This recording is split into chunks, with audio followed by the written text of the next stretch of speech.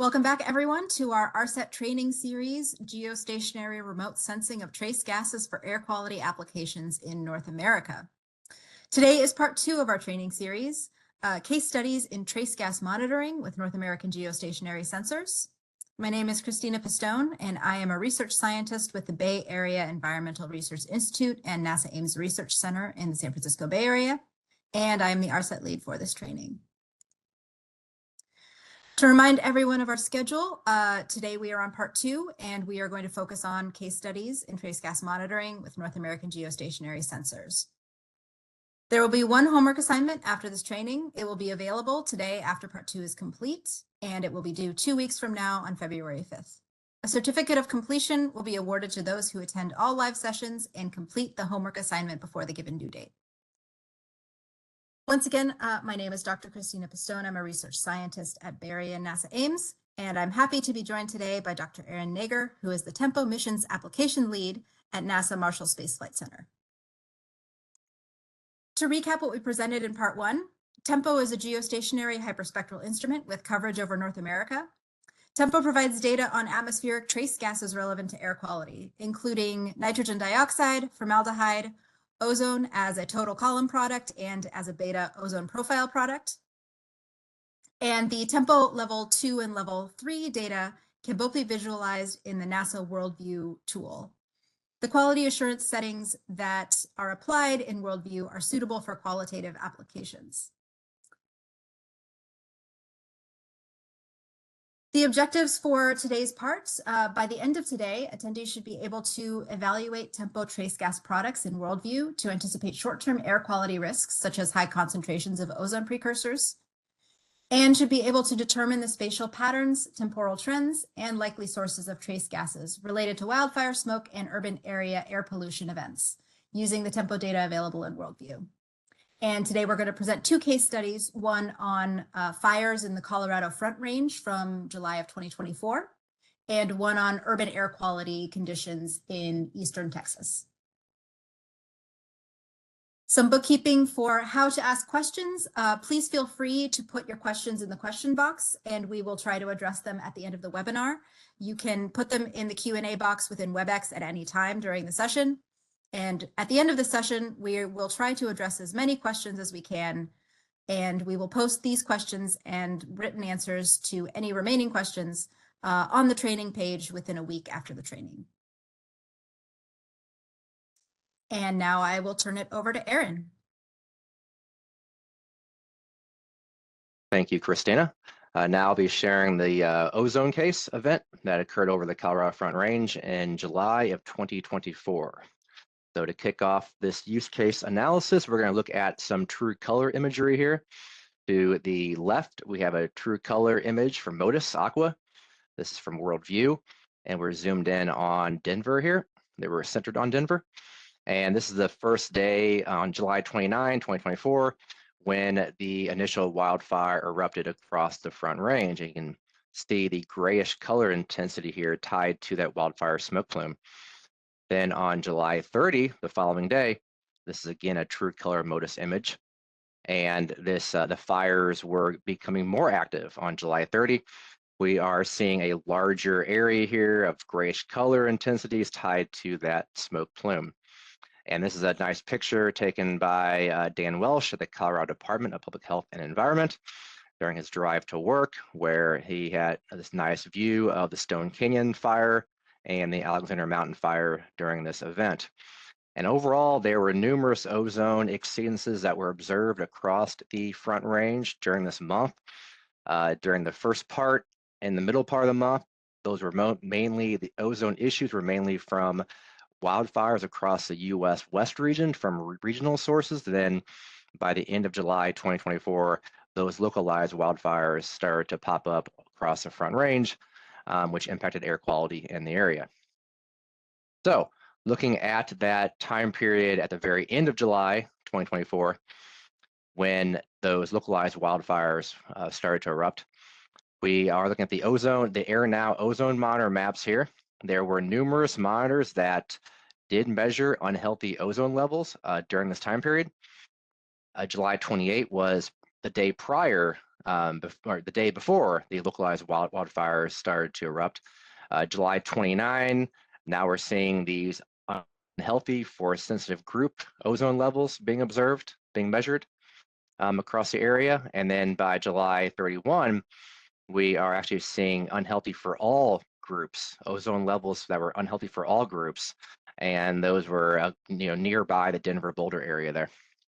So what happened here? Well, let's take a look at the tempo data. This is two different animations here. With the one on the left is a tropospheric NO2 animation, the hourly NO2 data from morning to evening across the area, zoomed in on the Front Range here. And what we're seeing is this large NO2 plume on July 29 that was associated with that wildfire smoke event, which you can also see the transport of that NO2 plume to the east during the afternoon, and also kind of your typical urban NO2 tied to the urban area of Denver, Boulder in the morning as well. But that NO2 plume from the wildfire was really distinct in the region. And looking over to the right at the total column formaldehyde, we also see a large formaldehyde plume that was tied to that wildfire smoke event. So we're going to see that here in a minute. That start to pop up and then being transported to the east as during the later afternoon hours. So we definitely saw large increases in both NO2 and formaldehyde due to the Alexander Mountain wildfire. Now, looking at tempo total column ozone, same day on July 29, and it was really interesting that we saw this ozone production within the wildfire smoke plume in the total column ozone animation here to the top right.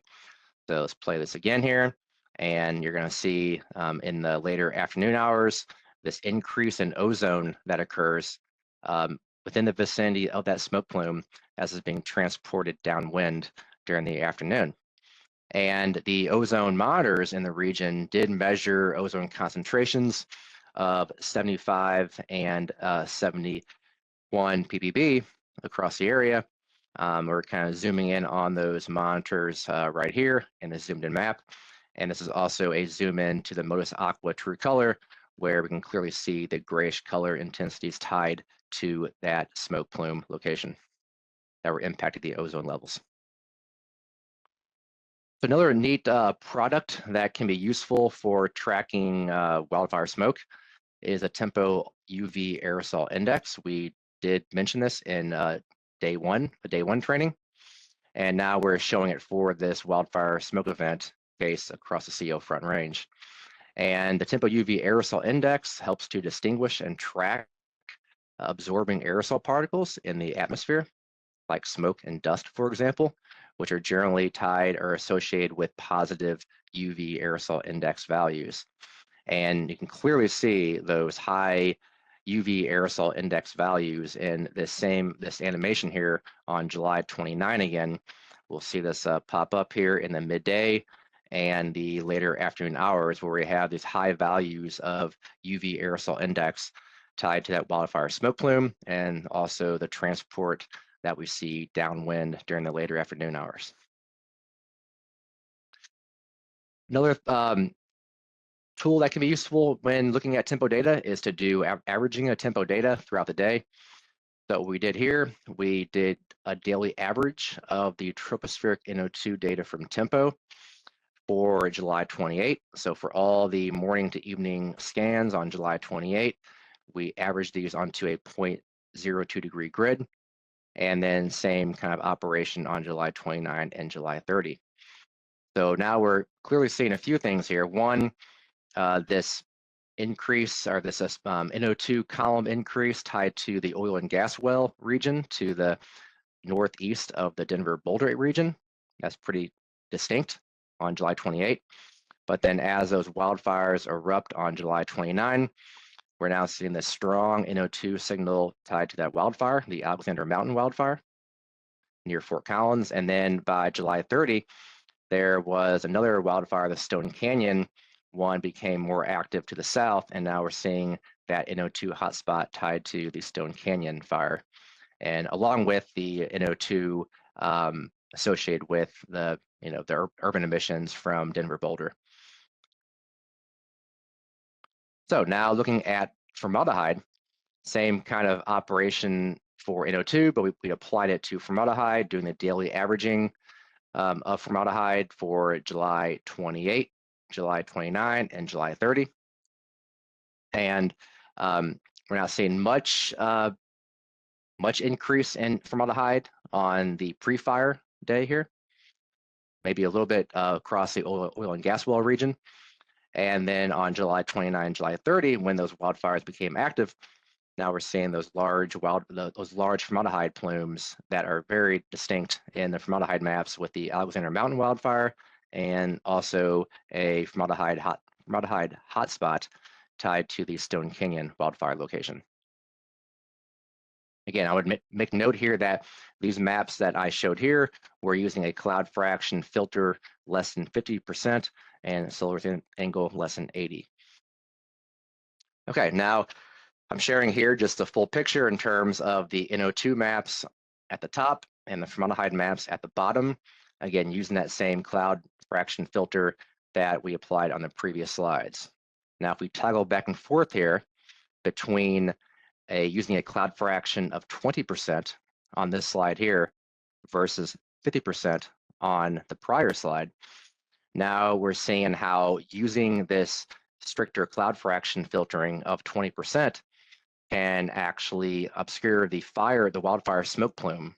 So looking around, toggling back and forth here between these two slides, we're seeing much of that NO2 plume associated with the Alexander Mountain wildfire disappear when using the stricter cloud fraction, and also less of a signal from the Stone Canyon fire when applying that stricter cloud fraction threshold.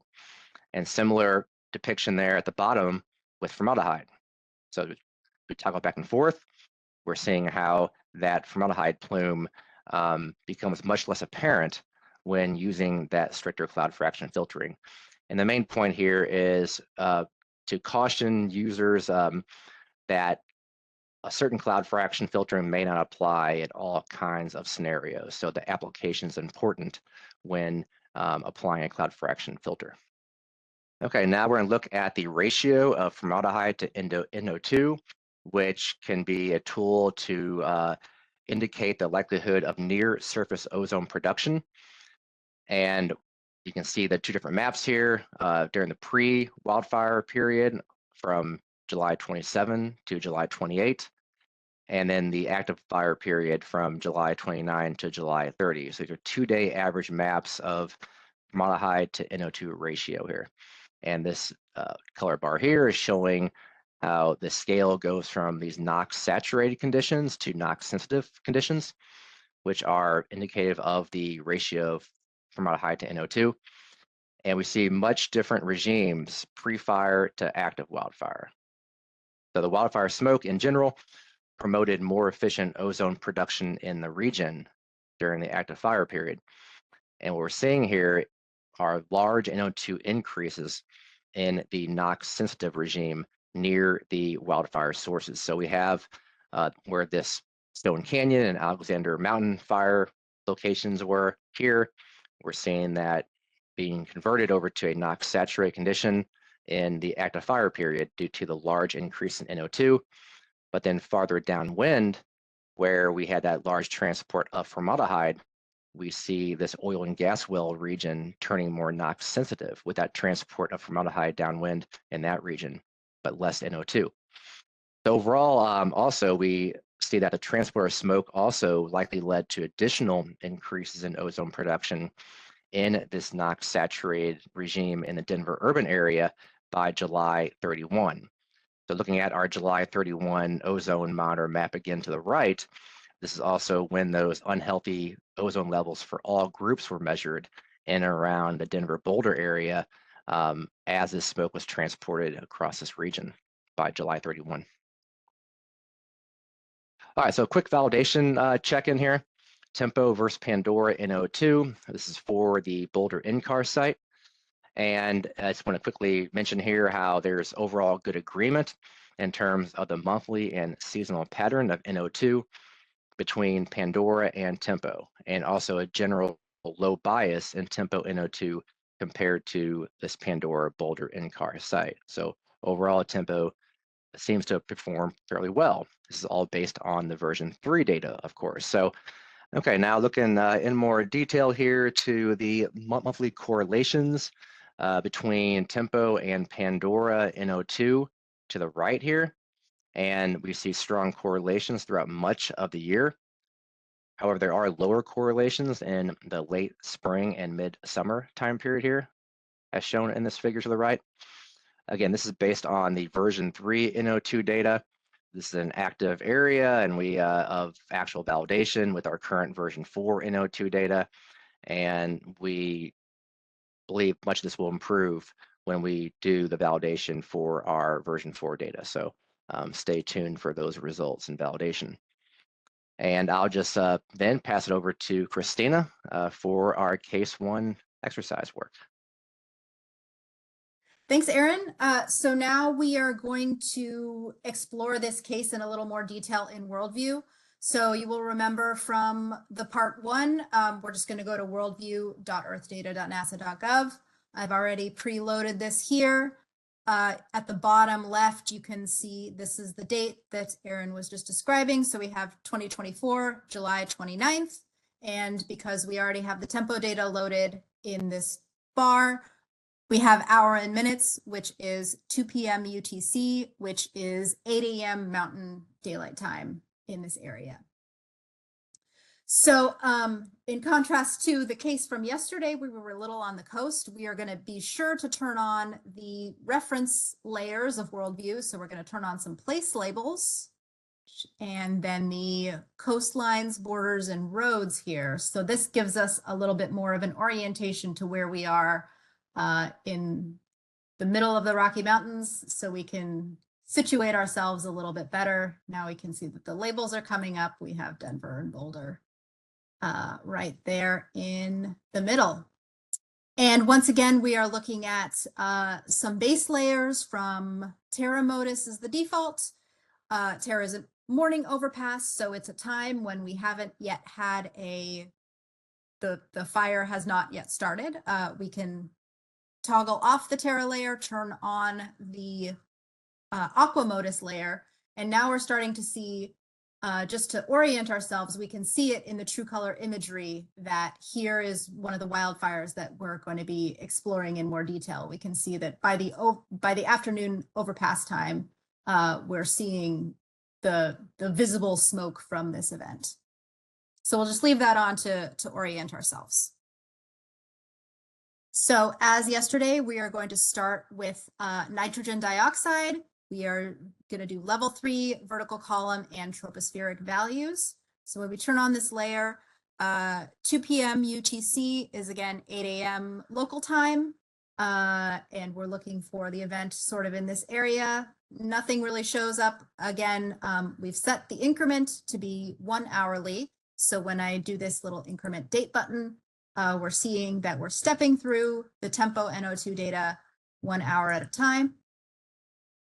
And as we do that, we see some sort of signal from the cities until we get to 18 UTC, which corresponds to about noon local time. And now we're seeing the beginnings of this wildfire event that's happening in this area. And again, as I mouse over it, we can see at the bar on the left, we're seeing what the values are as where corresponding to where my cursor is here compared to something a little bit more background over in other areas.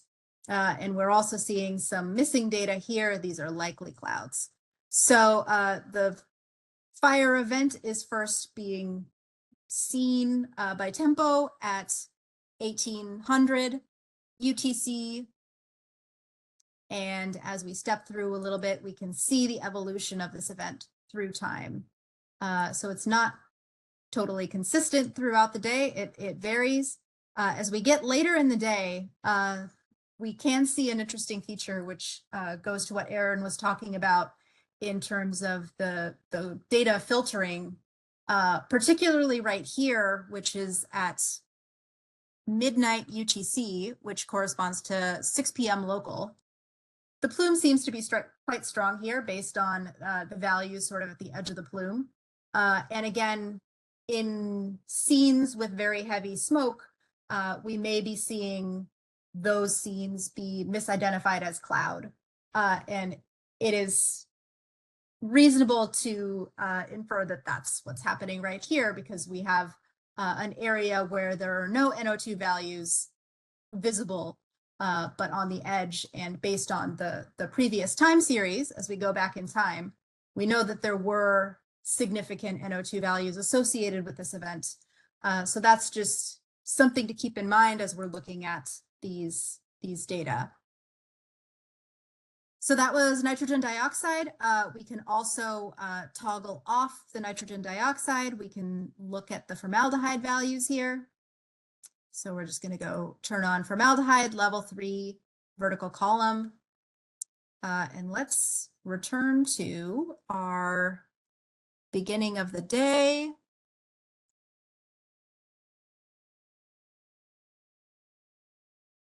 And again, earlier in the day, there's no event to be seen. As we step through,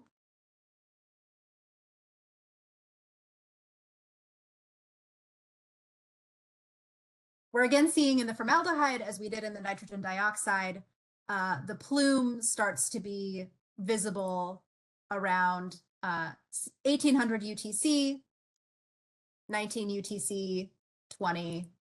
The plume is more visible later in the day. And again, we have some filtering here, which is indicative that likely the thick smoke is being flagged as cloud in the routine. But nonetheless, we're still able to mouse over and see that there are elevated values. Again, formaldehyde is a more noisy product, but we're able to get a sense for what the values are in the downwind plume of formaldehyde associated with this fire. So that is formaldehyde. We can also, again, look at the ozone product. And so we are going to look at ozone, level 3, and column amount right here. Let's turn on this layer. Let's again go to the earlier part of the day. And as you'll remember from the case study that we showed yesterday, the ozone values tend to be much more uniform. They're dominated by the stratospheric component. But we can do some things to get a better sense at the ozone production that Aaron was talking about. So as we did in session 1, we're going to go into the view options and play with it a little bit. So here for thresholds, this is showing basically the whole range of the ozone products, or the ozone values that we have for this product. And in order to better be able to visualize the ozone signal that might be associated with this particular event, what we're going to do is take the thresholds, and we're going to limit the values that it's viewing, that limit the values that are being displayed, basically. So we're going to sort of exclude the lower values. Let's go to about 285 Dobson units. Can be a little fiddly, but I think we got it. And then let's also take the upper limit and squish it down a little bit further.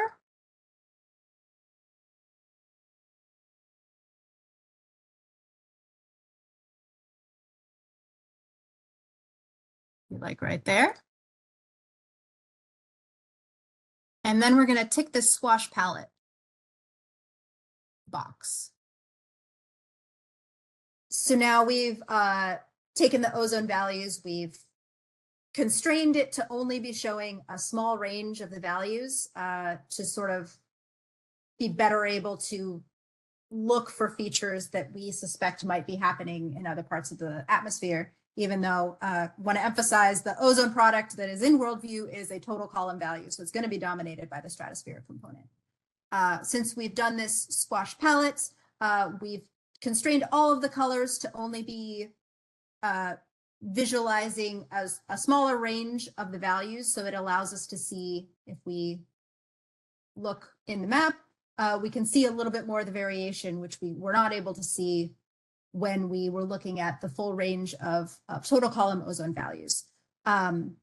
As we saw previously at 2 p.m. UTC, the fire had not happened yet, so we're going to just go forward a little bit. But we can see that there's some variation that's happening of these values. And by the time we get to 1800, this is again where we saw the onset of the fire in the NO2 and the formaldehyde data and the true color imagery for that matter.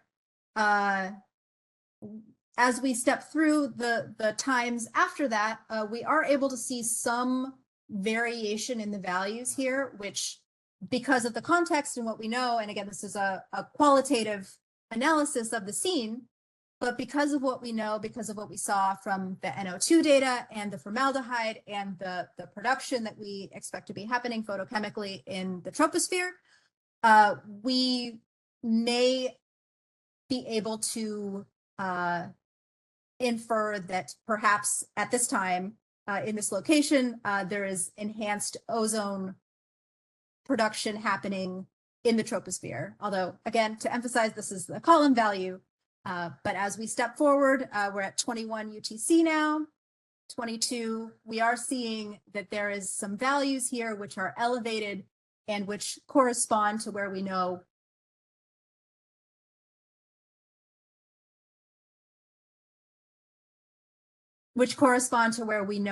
the smoke plume associated with that fire was happening. So this is a more qualitative analysis, but it can be used to diagnose areas where we might want to look into more detail, more quantitative, either from ground sensors or from other products. So that is ozone. Let's toggle off that layer. And the final thing that we want to look at for this particular event, we are going to look at the aerosol index. Actually, before we do aerosol index, because we mentioned the nitrogen dioxide patterns here later in the day, where we saw very strong smoke plumes, particularly here around midnight UTC, we're seeing what we expect is a very thick smoke plume, which is masking out the NO2 data. Another tool that we can use in order to be able to further contextualize these data, there is also a cloud fraction layer, which we haven't really looked at in detail previously, but we can turn on this cloud layer. And just for clarity, let's turn off nitrogen dioxide for a minute.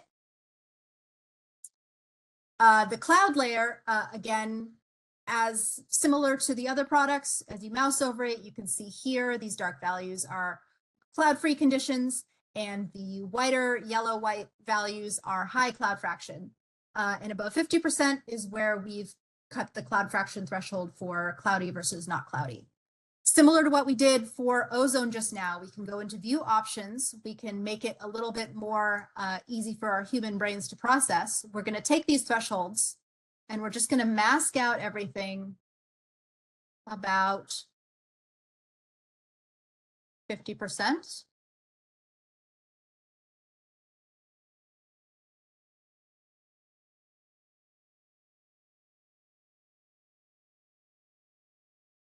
So now what we've done is we've masked out all of the cloud-free conditions, essentially. So the colors that remain here, more the yellows and the whites, this gives us a sense of where clouds have been identified as greater than 50%, which is our threshold.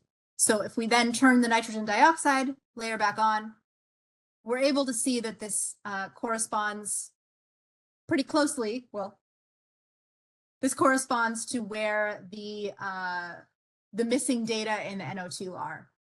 As we toggle this on and off, we can see that the missing values here, most of them are due to the cloud mask, masking out values which have been flagged as clouds, even though for this particular area right here with the plume, this is from our context, from what we know of the scene, we can infer that this is quite likely very thick smoke instead of clouds. So one way, again, to better deal with these types of situations where the retrievals might be challenging, let's turn off NO2, and now we're going to go to the aerosol index. So we're going to do aerosol index, ozone level 3. And here we are at the end of the day, midnight UTC, and we can see at this late time in the day, it's really a quite significant plume that has been identified as absorbing aerosol in the atmosphere. So this has been identified as smoke.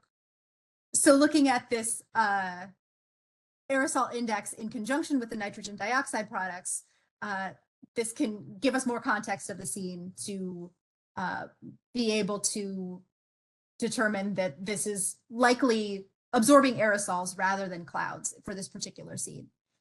Just for completeness of observing the scene, let's go back to the beginning of the day after the fire onset. So if we go before where we know that if we go before the onset of the fire, if we're at 1500 Zulu, nothing, 18, 19, 20, we can get a better extent of we can get a better sense of the extent of the fire and the extent of the smoke distribution associated with this event here as it progresses through the day. In addition to being able to identify this as smoke as opposed to thick cloud for this particular event.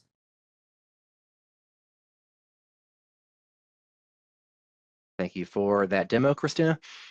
Now we're going to dig into another use case looking at urban pollution and emission sources in the East Texas area.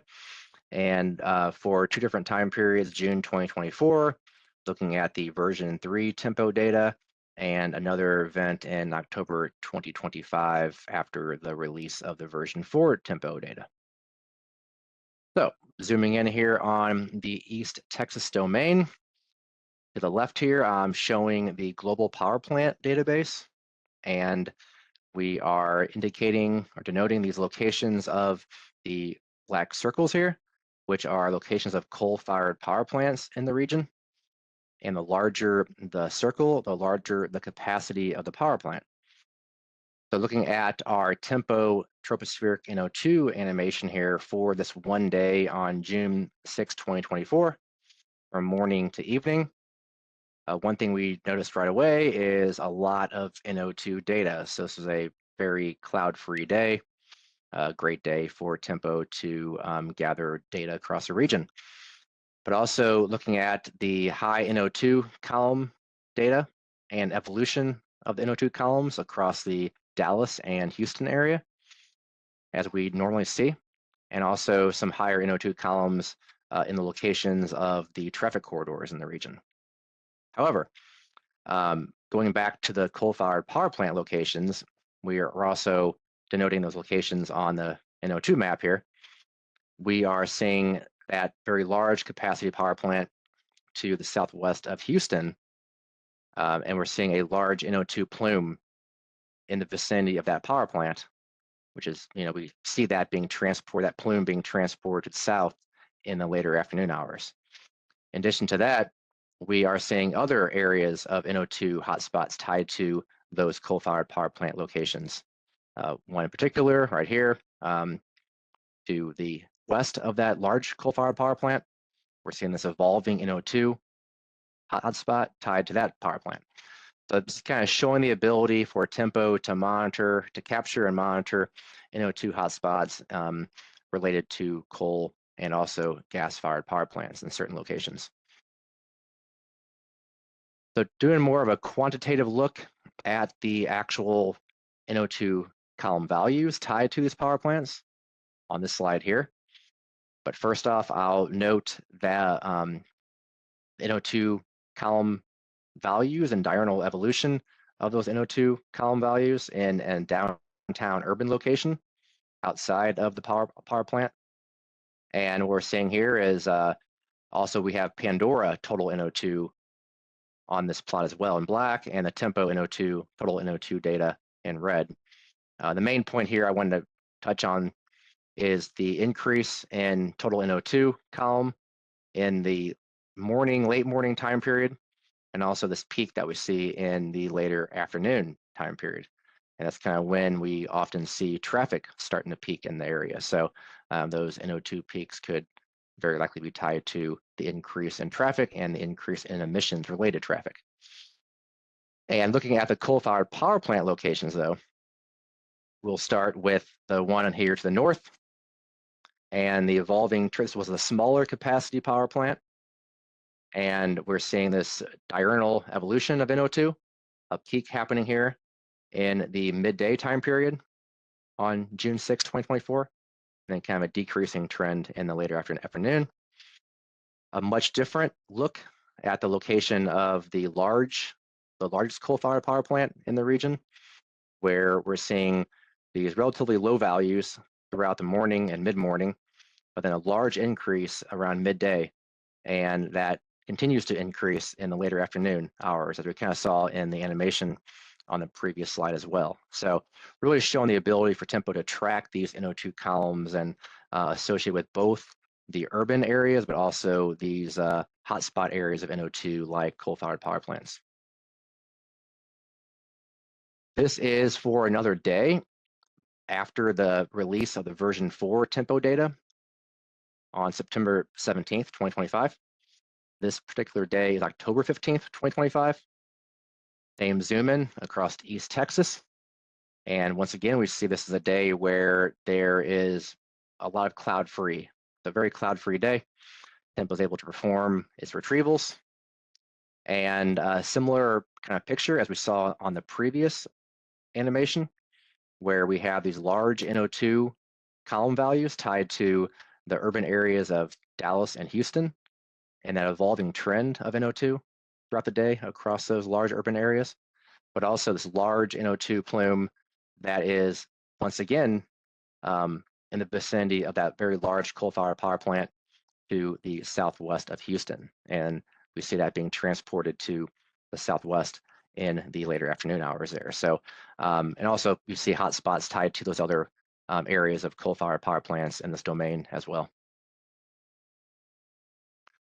Now taking a look at formaldehyde. Now we have total column formaldehyde on October 15th, 2025 to the left here, and the same Tempo tropospheric NO2 map to the right, as we saw on the previous slide. And the main take-home point here on this slide is that we see these increases in formaldehyde in and around the urban Houston area and in the vicinity of that large coal-fired power plant that we saw in the NO2 data. So this is kind of a common theme that we see in this very industrialized area of Houston, where we have large enhancements in formaldehyde in and around that city. So one of the really big products that were released as part of our version 4 data product release was our ozone profile. So this is the same day on October 15th, 2025, but looking at an animation of our ozone profile data. To the left, I'm just sharing a screen capture of the AirNow ozone monitors. So the ozone concentrations observed by our ground monitors on this day. And what we're seeing here is unhealthy levels of ozone being measured at the ground level. And the area of interest here that we're going to be looking at more closely here to the southwest of Houston, where we're seeing these numerous monitors measuring unhealthy ozone levels.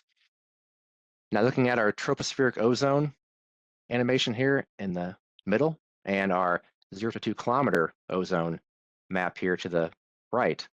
What we're seeing here is now the ability of Tempo to track and monitor tropospheric ozone levels that do correspond to what we're seeing at the ground level.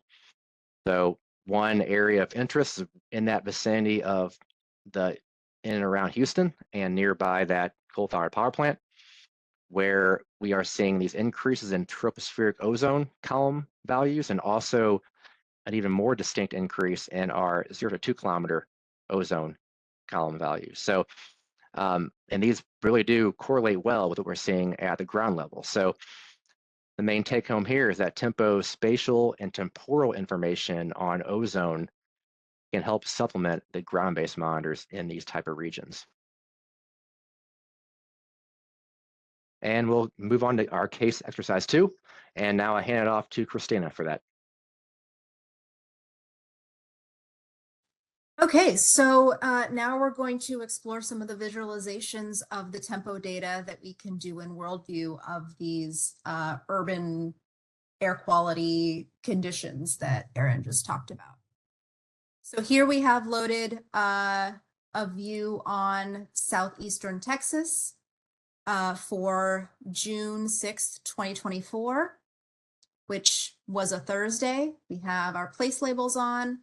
We can see Dallas up here, Houston, San Antonio. Some things to note in the visible, in a little bit of a contrast to the conditions that we were looking at in the first two case studies. For these cases, when we look at the true color imagery, we're not necessarily seeing any visible signals in that true color imagery as we would associated with wildfires. But we're here to look at tempo, so we are going to get into the tempo data. We're going to, again, focus on the nitrogen dioxide. We have level 3 data, vertical column troposphere. So we'll just turn on this layer. And what we can see, because we're at 12 o'clock UTC, that is 7 a.m. local time at this time of year. So we're seeing just the beginning of the day. This is where the beginning of the sunlight extends to. So we can increment at 13 UTC, we can start to see the full scene. Again, as we mouse over the Dallas area, the urban area around Dallas-Fort Worth, we can see the higher values associated with the urban emissions. The same thing with Houston, and then some other signals throughout. So we can just step through the day, step through the tempo observations, which are available for this day. The time step has been set to 1 hour. So if I do increment date, we're seeing that it's stepping 1 hour at a time. And as we do that, we can start to see some of the diurnal, some of the time varying signals that are happening during this particular day. Again, this was a Thursday, around 1500. 3 p.m. UTC is around 10 a.m. local. This is about rush hour. We can sort of see some elevated nitrogen dioxide between San Antonio and Austin. If we zoom in a little bit, we can see that this corresponds to the highways that go between the two metropolitan areas. So it's quite possible that this is a signal associated with some of the traffic emissions during a typical weekday. We can step through.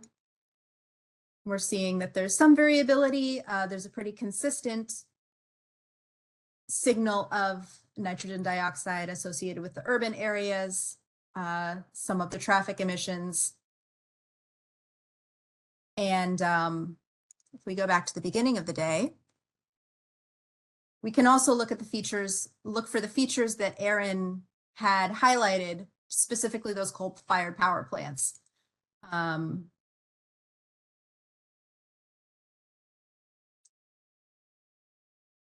that again.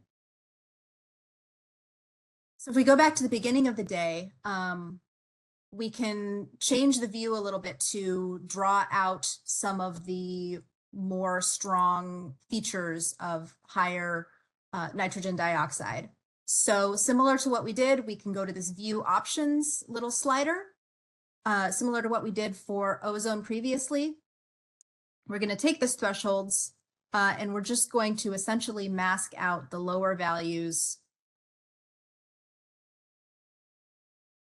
of NO2.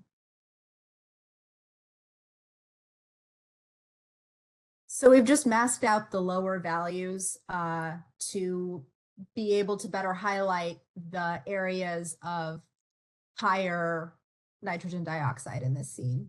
So if we step through the day again, we can see the highlights of the traffic that we noted before. It stands out a little bit better when we're only focused on the elevated values. And one other thing to note, as Aaron had pointed out in his slides, there are some coal-fired power plants in the area. If you keep an eye on this area of high NO2 right here, and there was another one just to the southwest of Houston right there. If you keep an eye on those, you can see that they are associated with elevated NO2 in a way that the surrounding areas are not necessarily showing. So you can pull out some areas of focus for potential sources in this way. So that's the day of one example of a weekday. If we go back to the beginning, now we're going to do some comparisons with across multiple days. So we're going to go to the comparison feature in Worldview. So this start comparison button at the bottom left.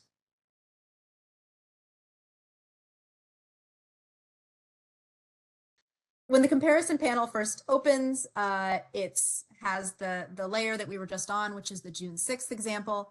It's added a different layer for a week previous. That's just the default that it chooses. And we can see that this is a particularly cloudy case, so not necessarily great for looking at tempo data anyway. We're just going to go to a couple days later. We're going to go to June 8th.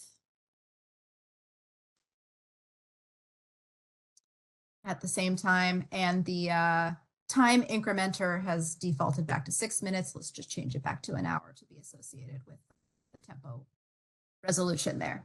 So now we have 2 days. We have on the left, June 6th, 2024. On the right, we have June 8th, 2024. And we can move this slider back and forth to see the differences between the two. And so this is a weekend day, and a weekday day. And some things jump out. Let's step forward a little bit. Unfortunately, we have to do it one step at a time, each one individually, but let's compare some apples to apples. So if we go to 15 UTC, that's 10 a.m. local time. On June 6th, we see that there's a pretty visible association with commuter traffic likely. That's not necessarily the case, or that's not the case for the 2 days later, June 8th. And of course, this is a sample size of 2. This is a qualitative examination of the conditions over 2 separate days, but this allows us to identify locations and times and potential areas of interest for further quantitative analysis, hopefully using some of the other tools that are available to analyze tempo data. So let's go a little bit later in the day just to check a different time step. This is going to 9 p.m. UTC.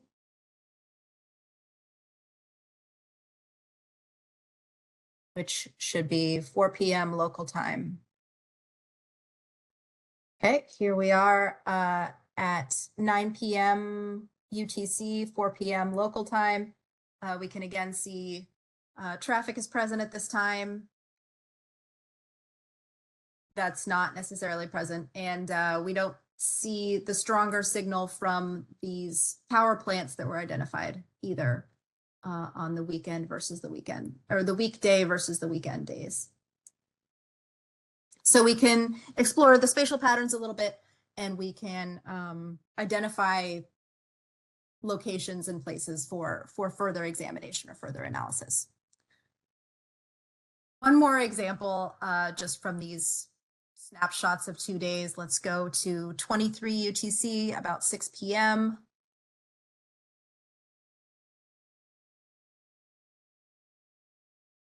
Let's go to the same time on June 8th.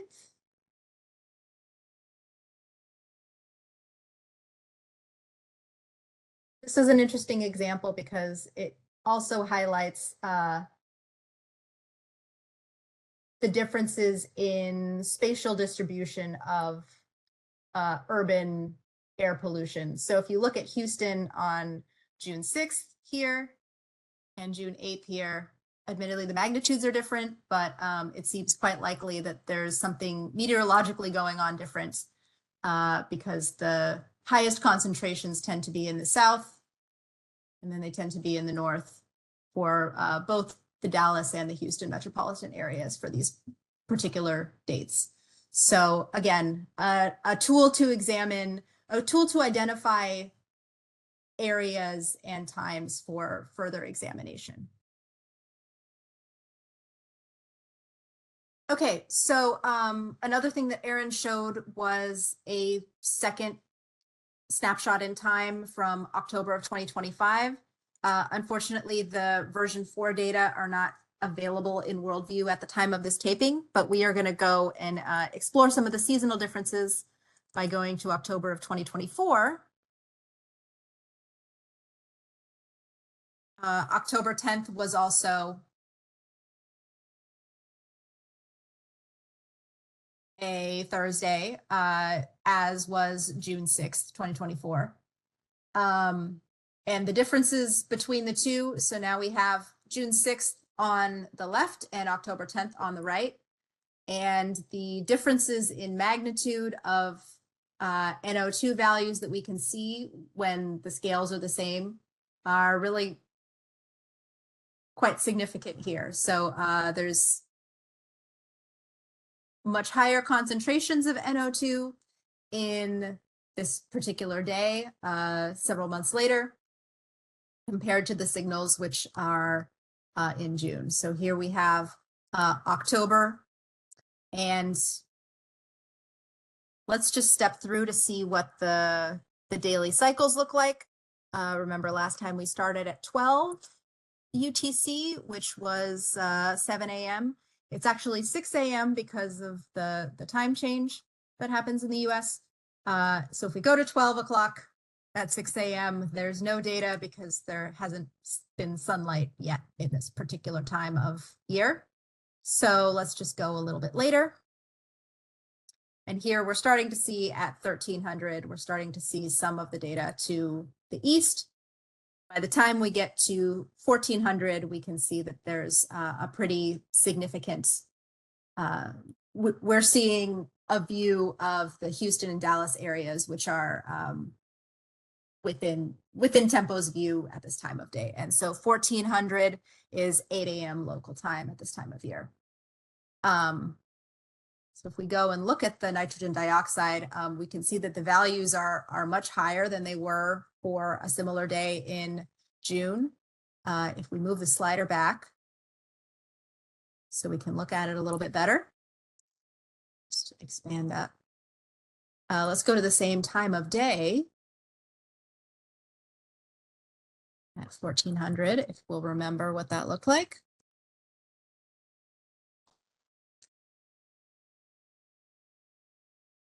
So here is October, and here is June. So these data really allow us to examine potential seasonal patterns as well. And of course, as we know, these are only snapshots in time. This is one particular day, one particular time of day for this location. It lets us identify a place to start for a more quantitative analysis, looking at different patterns, either between seasons or at different parts of the day, at different times throughout the day. But we can quite easily see the magnitude of these values that are happening in October, so a late fall. Let's go so we can see the scale right here. we can see that the maximum values here are much higher in Dallas and across Houston compared to what they were in June, where we had lower values overall. And masking out some of the lower values can sort of highlight that to the human eye a little bit better. So we can see that the values are significant, much higher at this time. So we're going to step through the diurnal cycle for this particular date in October. So starting 2 p.m. UTC is 8 a.m. Central Standard Time, the local time here. We can step through similar to what we did in June.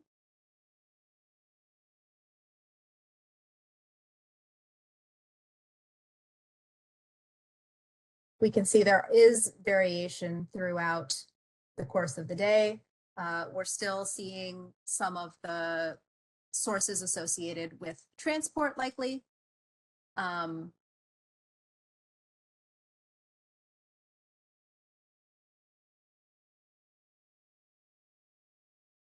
But the NO2 values very early in the day and towards the end of the day, this was 23.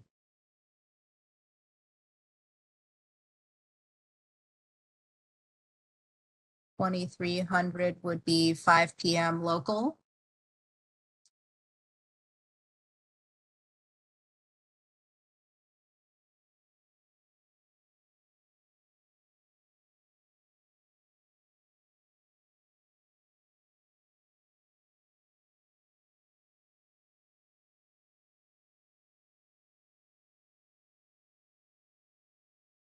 There's still some significant differences that are visible at each of these time steps, comparing these two particular cases. So that can give you a sense of how to use this Worldview tool to identify times and places for further analysis, to compare particular cases, particular days where you may be interested. We can also, let's exit comparison now.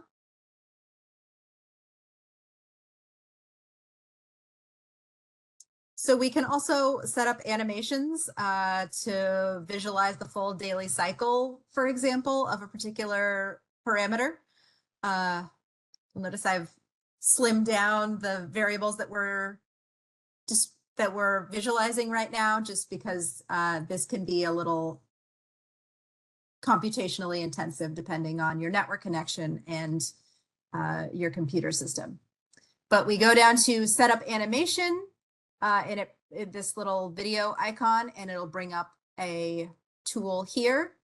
And we have our start time here, June 6th at 1 p.m. UTC to June 6th at 11 p.m. UTC. So let's do a 12-hour window.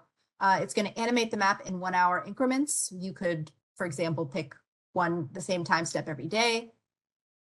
And then you can also alter the speed of the animation, so how quickly it displays them. So, but 3 is a decent speed. And we've turned on the animation loop. We can enable or disable the animation loop, which just means it's going to play it over and over again. As we do that, we can see down at the bottom, it's giving us an indication of what time step is being displayed at a given time. And then we can just sort of watch the daily evolution of the NO2 patterns here based on how we've chosen to visualize it. If we want to save this for later viewing, it's easy to create an animated GIF. Click on this little save icon with a video on it. It may give you a notification based on whichever layers you've had. It won't save the place labels, but you can just say okay. And then it will give you, and it also will only, it won't preserve those thresholdings that we've done to only to only display the higher values of NO2 if we want to export it as a variable.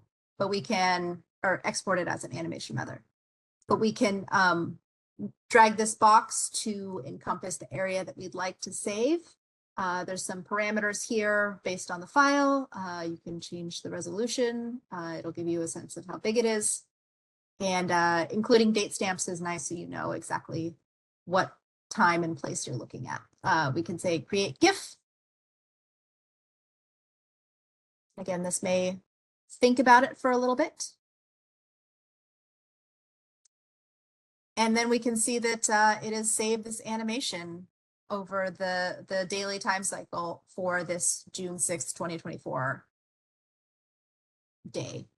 We can click download and we can see that that just has saved this to our computer.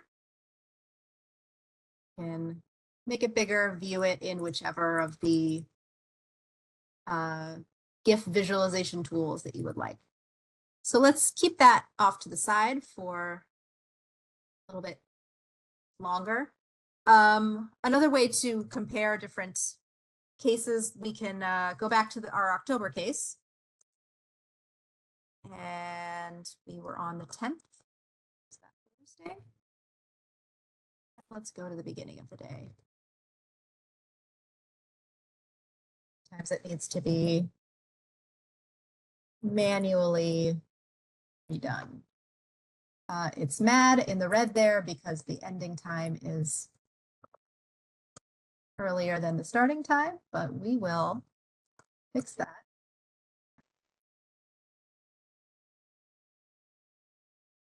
October 10th. October 10th, there we go. And we can see that the blue here is showing where we're going to display it, which is going to be a 12-hour period. Some of these, as we can remember, will not be showing data because of the lack of sunlight as we get into the winter, the Northern Hemisphere winter season. So now we can see that it is animating as we hope it will over the course of this particular day. If we want to save this animation, and it doesn't want to deal with the change thresholds, but that's okay. And it doesn't want to have the place labels, but that's okay. This is about the same area that we had viewed last time. So if we create our GIF, we can see that there are a couple of time steps of missing data that will incorporate when you export it in this way. But overall, it can give you a sense of what the diurnal cycle is for a particular case or a particular time. Open that.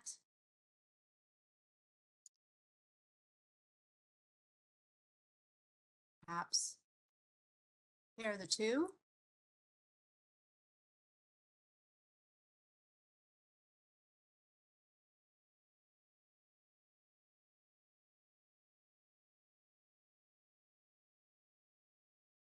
Get a sense for how the diurnal cycles may compare and how the magnitude of the values may compare one to the other. So it's, again, a qualitative visualization, but it can be useful for some purposes to be able to visualize the evolution in that particular way.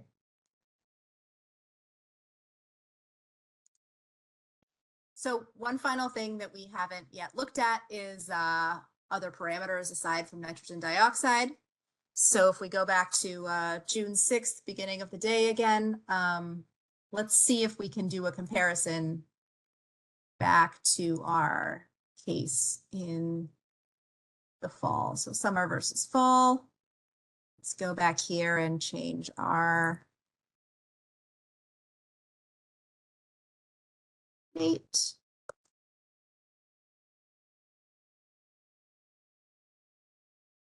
Let's pick. Sure, we're looking at hourly. And let's turn off our nitrogen dioxide layer. Let's not do 1500. Let's do 16. And let's do formaldehyde.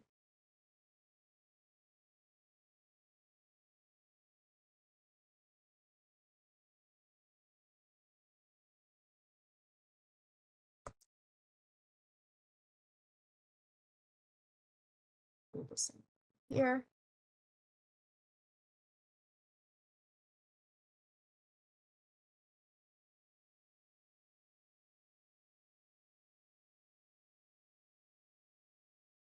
So similar to what we saw with nitrogen dioxide, formaldehyde as a parameter tends to be, as we know, more noisy, but we can set up a comparison between two different days or two different time steps within a day to see how those variables compare with one another. So similar to what we saw in the nitrogen dioxide, there are higher values here in, this is October on the right-hand side, so the main part of the figure right now, compared with the values that we see on the day in June. And there is some variability, so we can see that variation as well. So this is, again, another thing to explore the different variables. Hopefully the tools that we've shown here can give you a sense of how to look at events that you may be interested in or that you want to learn more about or see how they evolve at a broader spatial area, and give a starting place for where you can get into maybe more quantitative analysis or otherwise look at the effects of these kinds of air quality events in your area of interest. Okay, and with that, we're coming to the end of the presentation portion of this training. To summarize what we've looked at today, over 2 case studies, we've examined the spatial patterns, temporal evolution, and likely sources of trace gases related to cases of wildfire smoke and urban air pollution events using the tempo data visualization via Worldview. The tempo trace gas products in Worldview can be used to anticipate short-term air quality risks, such as high concentrations of ozone precursors. The hourly tempo data allows for tracking of diurnal cycles of pollutants and identifying time-varying emission sources. The tempo products exhibit good correlation with ground-based column measurements, indicating they may be useful to complement ground-based air quality monitoring to improve the situational awareness of air quality risks. And finally, the new tempo ozone profile products will add more insight to the air quality impacts of near surface ozone. And those products should be available within Worldview shortly, so keep an eye out for those. Now I just want to present a few other options for accessing the tempo data for more quantitative purposes. NASA data are stored at NASA's Distributed Active Archive Centers, or DACs, and the tempo data live at the Atmospheric Science Data Center, highlighted here in yellow. And here are some links, which will be provided on the slides associated with this training, for some further tools and services which allow for tempo data distribution and access and understanding. And here's a link to the tempo operations page, which provides a record of the nominal operations, the scans, some particular special operations, such as we saw with the California wildfires, or any unplanned outages. You can follow that link and check for particular cases. We also have the Earth Data Forum, which is a place where scientists and data users can connect to answer any questions that may come up regarding utilization of the tempo data. And that's a resource available to the community. And now we're at the ending of our training. So to summarize what we've gone over the past 2 sessions, Tempo's hyperspectral capability across ultraviolet to visible wavelengths enables retrieval of criteria trace gas pollutants in the troposphere at unprecedented spatial and temporal resolution across greater North America. Tempo observes small-scale emission sources and fine-scale pollutant gradients that have not been adequately resolved by previous satellite missions. And its geostationary, hourly, and daylight observations and special observation modes allow for monitoring of rapidly evolving pollutants, supporting air quality analysis and forecasting. The newly available ozone profile product, which we talked about, offers enhanced capabilities to monitor and characterize ozone concentrations within the troposphere. And NASA Worldview provides visualization capabilities of the hourly level 2 and level 3 trace gas data products with basic quality assurance screenings. This can be used to determine spatial patterns, temporal trends, and likely sources of trace gases related to wildfire smoke and urban air pollution events. So Worldview can be useful in qualitative analysis. For more quantitative analysis, users will need to apply quality assurance variables to remove tempo data associated with larger errors or uncertainties for their analysis. And hopefully we've given some resources to help those interested in that next step.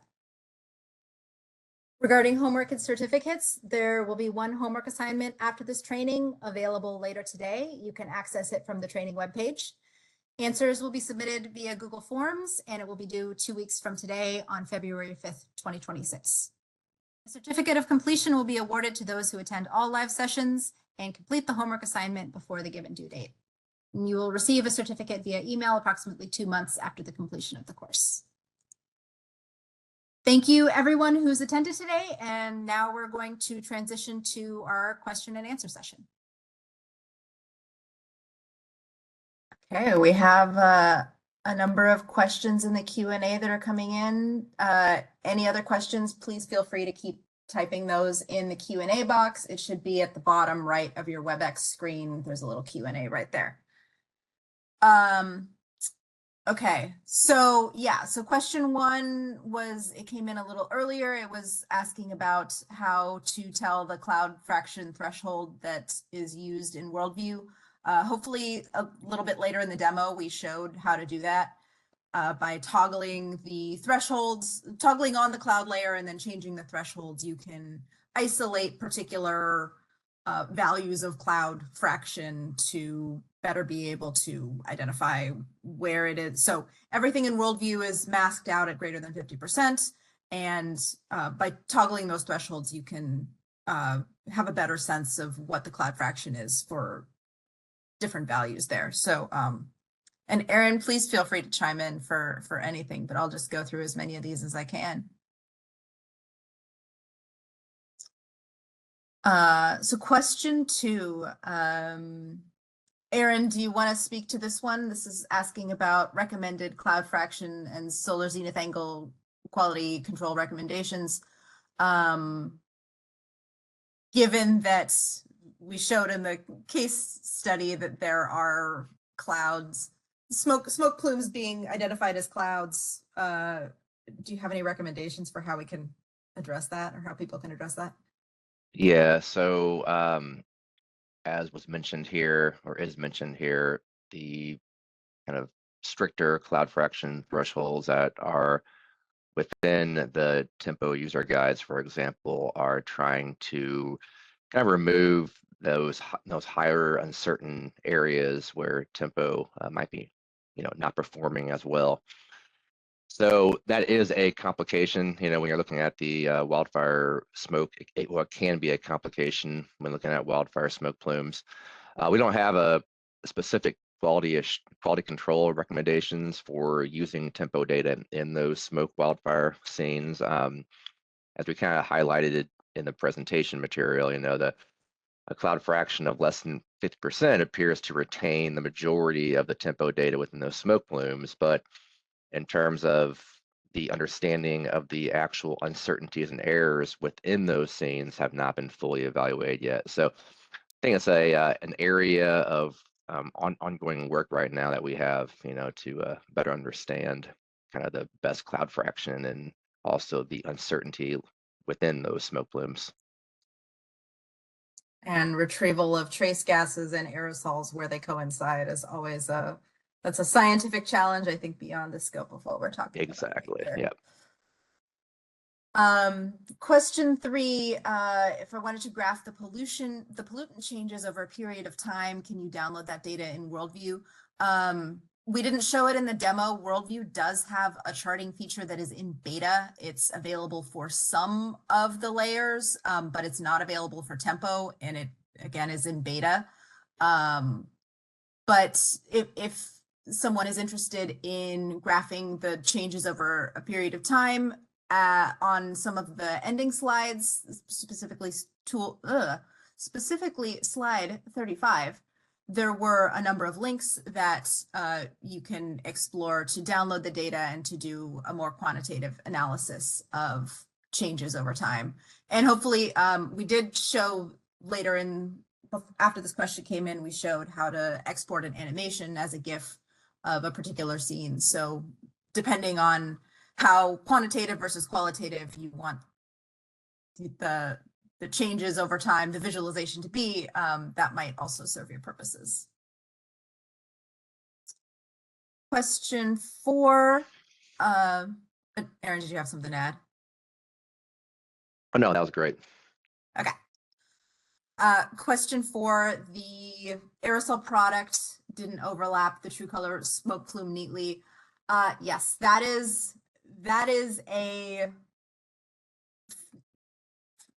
due to the true color imagery being, again, a snapshot from either MODIS or VIIRS. I believe this one may have been VIIRS.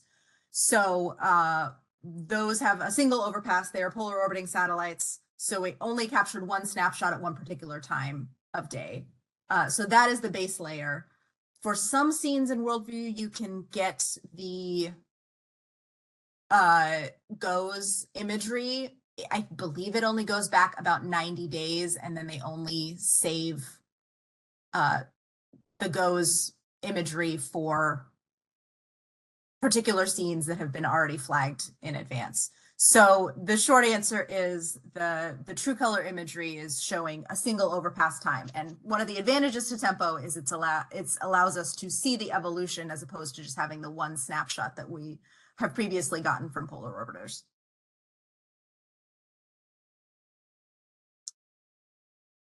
So question 5 came in as the demo was we were going through the demo. It wasn't totally clear what we meant by the resolution. The demo focused on the level 3 products. So those are at 0.02 by 0.02 degree resolution throughout the field of regard.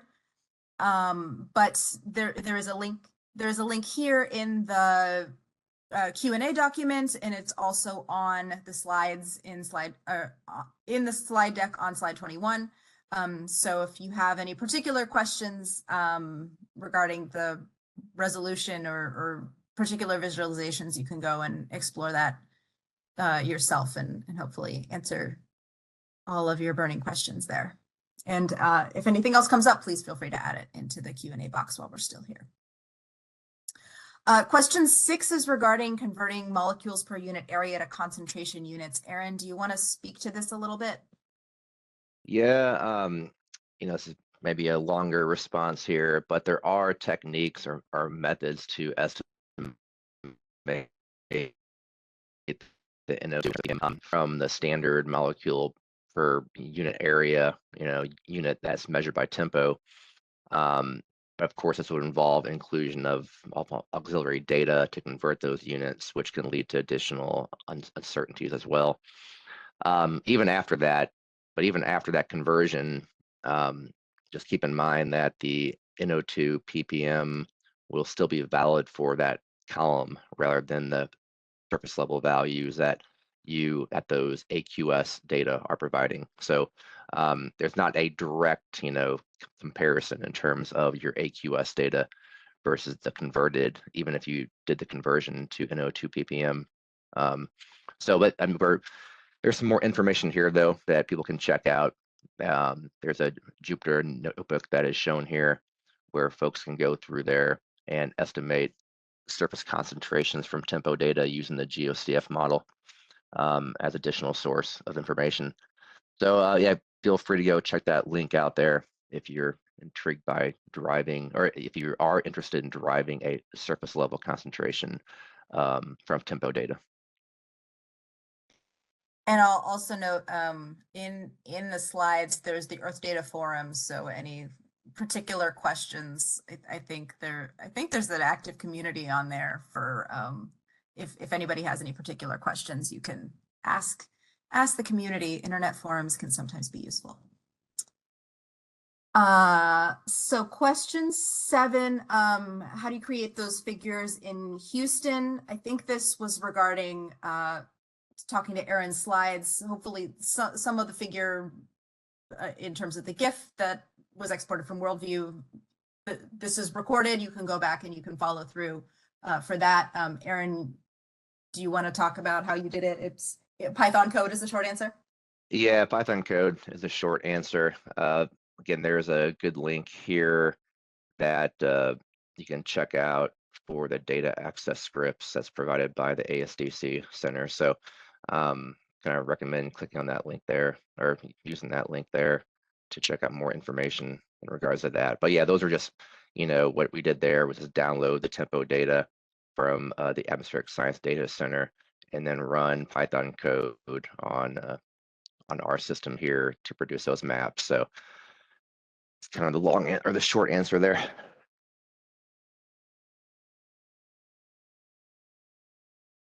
Question 8 is I have a question about improving temporal and spatial resolution using combined satellite products and other tools. Is it possible to detect trace gas variability over small spatial scales in regions without ground-based stations such as Pandora? I think that is exactly the advantage of tempo, is that it has a very high spatial resolution. It's described in this answer here, 2 kilometers by 4.75 kilometers at the center of the field of regard. So it does have a lot higher spatial resolution compared to some other sensors. Aaron, I don't know if you want to answer and add anything to that, or? No, I think that was great. I was a little bit confused by using combined satellite products or other tools, but yeah, essentially tempo will provide this directly, right? Because of a high spatial resolution alongside the high temporal resolution. So we can resolve those kind of variability in trace gas pollutants in those, kind of those highly complex urban areas where you might expect those to occur. Sounds good. Question 9 is asking whether tempo will be added to the NOAA Aerosol Watch site. Yes, that is something that has come up that we've all been eagerly waiting for. We can see that the answer is being written right now. As far as this is in line with my understanding as well, there are plans to include the aerosol products into the NOAA Aerosol Watch site. We are hoping mid-2026, and we are planning a aerosol specific training. So this is the tempo trace gas specific training, and we're planning a tempo aerosol training for after those data are available so that we can fully demonstrate all the capabilities there. And yeah, there's a link to the in-person training that is mentioned in this question as well. It was a much longer version of what everyone here has gotten as sort of a crash course of about 3 hours. It was instead 3 days. So the materials are available on the website, and feel free to look into those a little bit more as well. Anything else, Aaron? That was great. Yeah.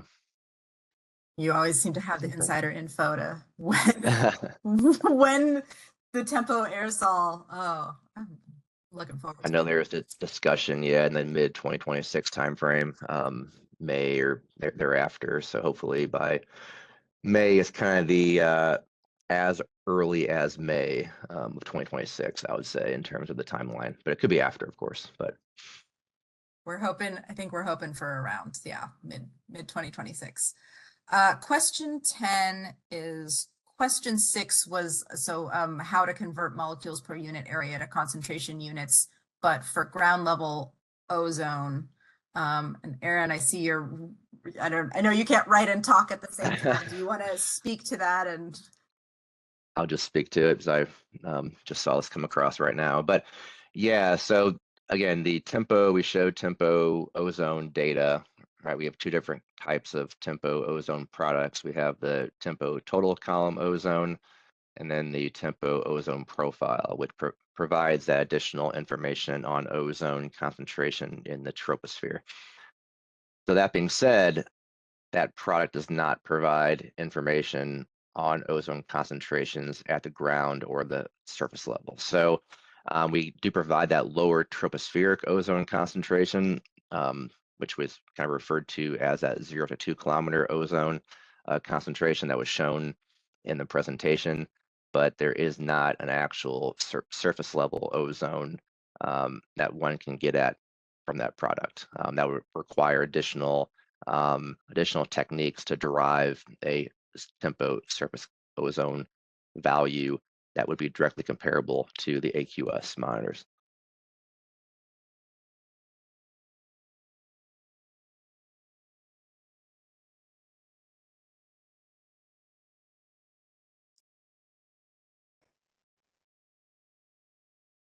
Question 11